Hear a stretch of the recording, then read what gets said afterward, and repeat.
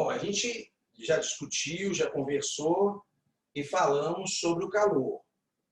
O calor é uma forma de energia em trânsito que naturalmente vai do corpo mais quente para o corpo mais frio.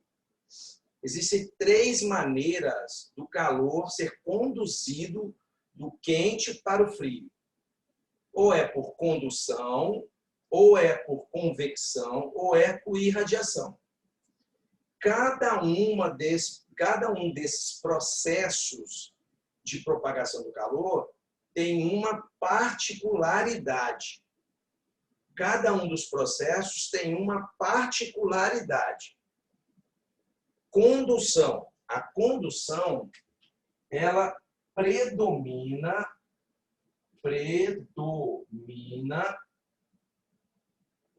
em sólidos bons condutores. Sólidos bons condutores. Quando eu falo que predomina em sólidos bons condutores, eu estou dizendo para você que a condução ela não ocorre só em sólido. Ela pode ocorrer também em fluido, que é uma transmissão de energia molécula a molécula. Uma molécula está vibrando, faz a outra vibrar e vai transmitindo essa vibração. Só que no estado sólido é muito mais eficiente o processo de condução, porque a força de coesão entre as moléculas é maior. Então, uma molécula vibra e isso faz com que a outra vibre com muito mais rapidez. Ok? Então, predomina em sólidos bons condutores. Como é que acontece a condução? A transferência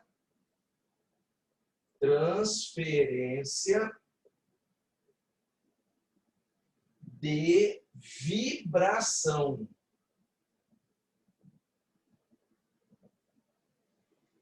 A molécula no sólido está presa a uma força de coesão. Então, a molécula não vai transitar pelo corpo. Ela vai só vibrar e essa vibração vai ser transmitida molécula a molécula.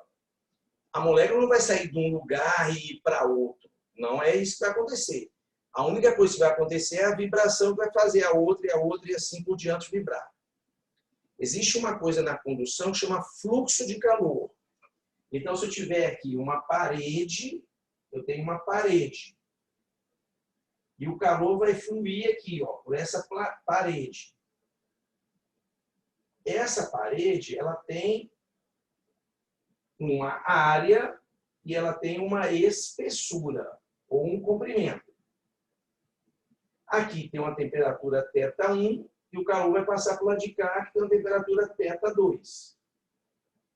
Esse fluxo de calor é a quantidade de calor que atravessa durante um tempo.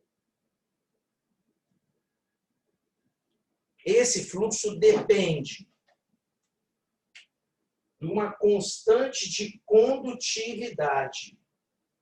Ou seja, do que é feita a parede?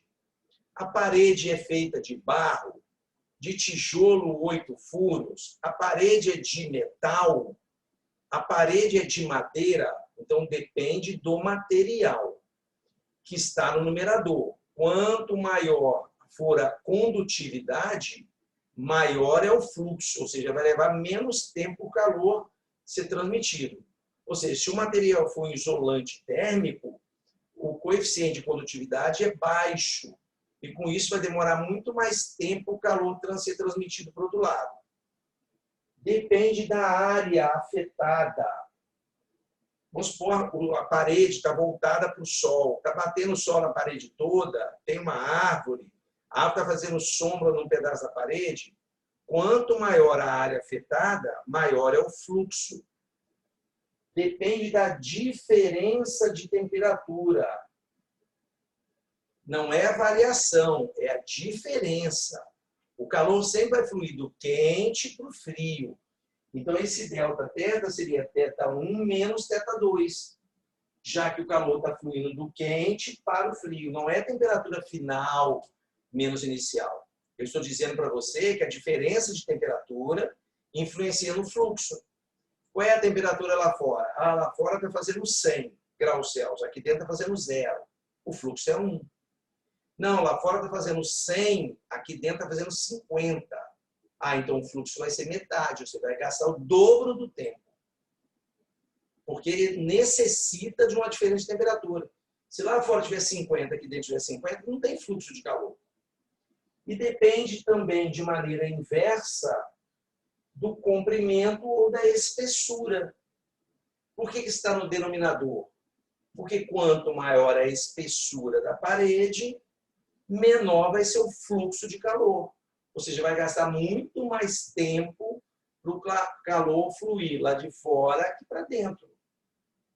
Ok? Então, isso se chama fluxo de calor, que está relacionado ao material da parede, à área afetada, da diferença de temperatura e de maneira inversa do comprimento ou da espessura. Convecção. A convecção já é diferente. A convecção, ela só ocorre em fluidos. Então, tá aqui, ó. Somente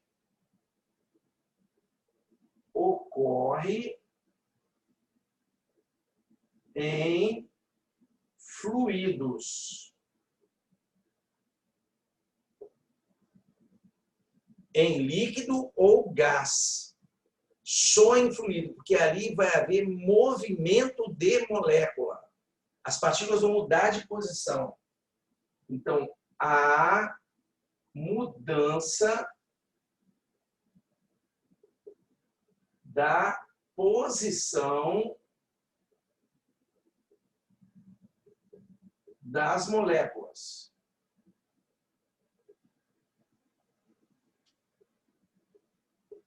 Por que a molécula vai mudar de posição? Por causa da densidade. Densidade é massa sobre volume. Se você aquece, o volume aumenta e a densidade diminui. É o caso do ar quente, que é leve, sobe. O ar frio desce. Isso chama corrente de convecção. É o que acontece, por exemplo, quando vai ferver uma água. Então, se eu tenho um recipiente aqui, e ele está cheio de água, então está cheio de um líquido. Está aí. E eu coloco isso aqui exposto a uma fonte de calor, essa parte aquece primeiro, fica mais leve e sobe.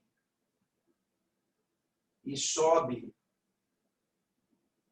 A parte de cima, mais fria, mais pesada, desce. Esse movimento recebe o nome de correntes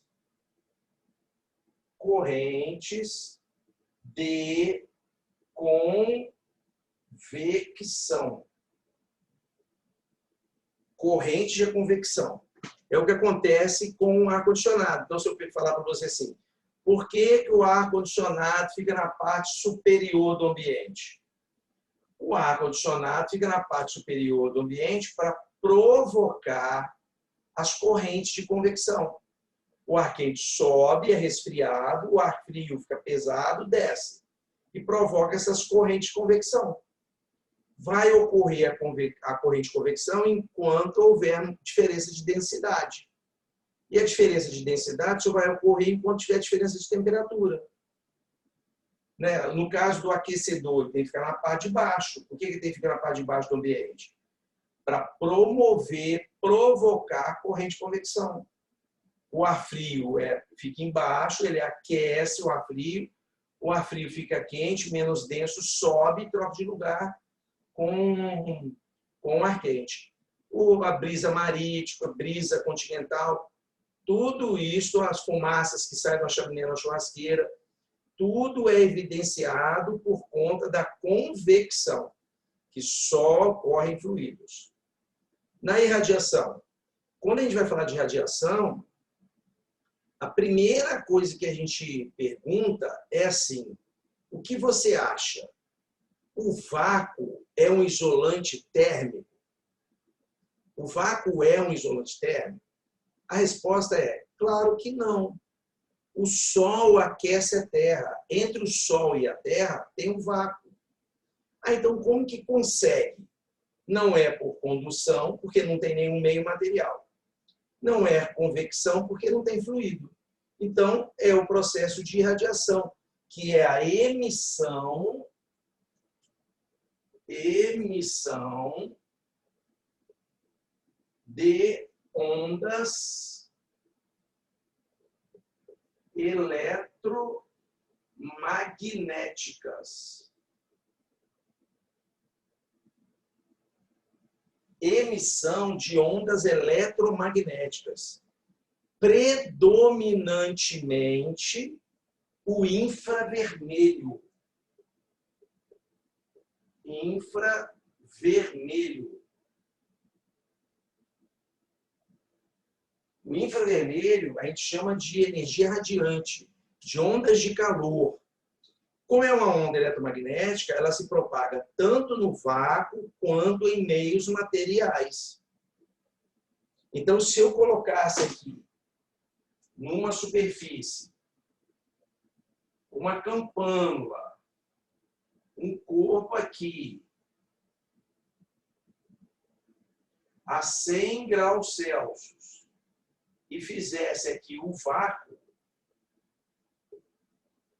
se eu colocasse um outro corpo próximo a 0 graus Celsius,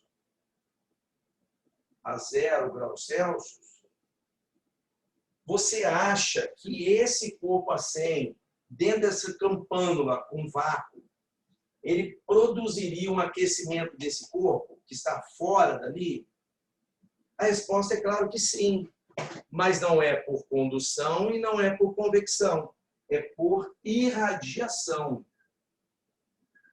Irradiação. Emissão de onda eletromagnética. Então, você pensa em alguns exemplos. Vou pegar um exemplo aqui. Se eu colocar a minha mão debaixo de uma lâmpada, sem encostar na lâmpada, eu percebo que a lâmpada está quente. Só que o que esquentou minha mão? Qual foi o processo? Não foi condução, porque entre a lâmpada e a minha mão tem o ar, e o ar é um isolante térmico.